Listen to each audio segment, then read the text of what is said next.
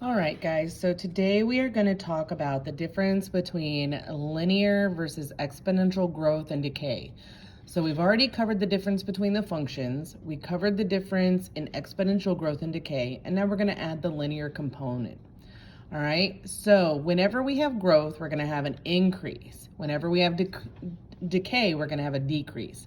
So that's one of the really easy ways to kind of tell the difference between that growth and decay. So let's go through and do a couple of examples and see what we can find here. So in this first one, we can see that for every one increase of x, we have a decrease in y by what? That is divided by 2, right? So 16 to 8 divides by 2. So I know I've got division, which means that I am going to have exponential, right? Because if it was addition or subtraction, it'd be linear. Multiplication and division is exponential. I know it's division and it's decreasing, so I know I have decay. All right, so exponential decay on that one. All right, so let's look at the next one. So here we have -1 to a -6, -6 to -36, -36 to 216. So here we can see we are multiplying, right? We have big growth, so we know that we are multiplying. And because we see we have growth, we know it's growing, right? It's increasing. So that is growth, exponential growth. All right, this next one, it looks like we have a change of 4 every time, right? And so that tells me I'm adding or subtracting, and because it's decreasing, I know that it is decay. So because we're adding and subtracting, it's linear, and because we're decreasing, right, the subtraction, it's decay. So the next one, here again, we have an increase every time. Okay, so we know that because it's increasing, we have growth. And I can see that it's only being increased by 1 every time, so I know that it's linear growth. Perfect. All right, so let's look here.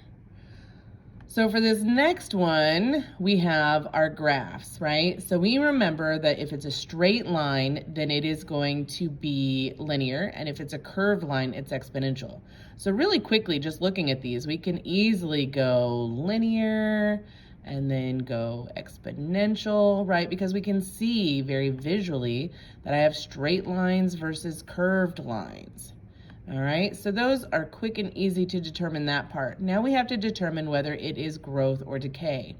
So looking at this, right, I can see that I'm moving in a positive direction, right? This is all positive. And because it's moving in that positive direction, my slope is positive, that's going to be growth. Reading from left to right, I can see here that I am decreasing, right? It's going down. So I know that that is decay. Now for this one, I know that my slope, right? If I look at these 2 points, my slope, I could go up 3, but then in the -2, which means I have a negative slope. And therefore, because it's a negative slope, it's going to be decay. And last but not least, we have an increase, right? Reading from left to right, the line goes up, the curve goes up, so that tells me that it is growth. Good job. All right. Let's get another circle going down here. So now we're going to look at our equations, right? So remember, if the x is in line with the rest of the equation, then that is going to be linear. If the x is the exponent, that's going to be exponential. Okay, so let's look at that first, right? So looking here, I have x as the exponent, so that is going to be exponential. We're going to steal these circles from up here so I don't have to make more. We're looking at this one, and we can see that the x is in line with all of the other numbers, so that is linear. Here we can see it is in line with all the other numbers, so that is linear. And last but not least, we can see that the x is the exponent, so that is exponential.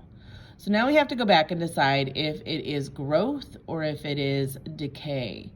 So remember, when we have exponential, right, so x is the exponent, then in order for it to be growth, the number in front of the exponent needs to be greater than 1. So in this case, it's 2, so we know that it is greater than 1. So that's going to be exponential growth. Let's go ahead and jump over to the other one that's exponential and look at this. So here, the number in front of that exponent is 2 over 5. So we know 5 over 5 would be 1. So 2 over 5 is definitely less than 1. So because it's less than 1 but greater than 0, we know that that's decay. Looking at our two linear equations, we can see here the slope, right? The slope is that 5. So the slope is positive, which means it is in growth. Whereas here, we can see that the slope is negative. I've got that negative on there, so that slope is negative. It is decay. Good job. All right, so we're going to stop there with this video. That'll get you through just the essential linear growth and decay. We're going to do a separate video for part B of the notes.